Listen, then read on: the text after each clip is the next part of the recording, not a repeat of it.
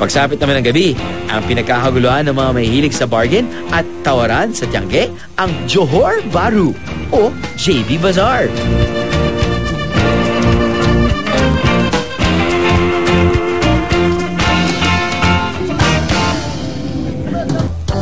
Hindi lang okay items ang meron dito, pati mga exotic pets meron din.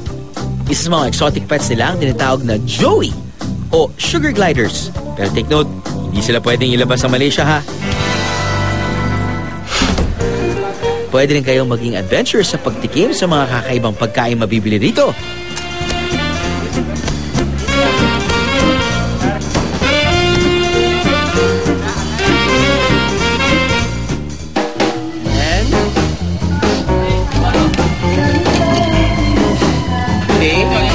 Shaking, turn around, turn it.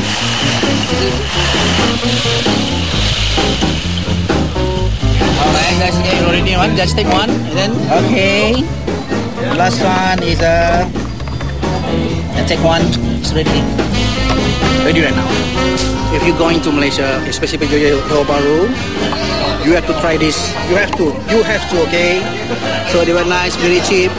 Red color is a strawberry one there. So very nice. Try it. I love it. Very nice. Okay? Enjoy.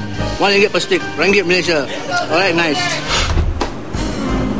Itodo na natin ang food trip dito sa Johor. Ang restaurant Singa Selalu. Ang isa pinakasikat na kainan dito.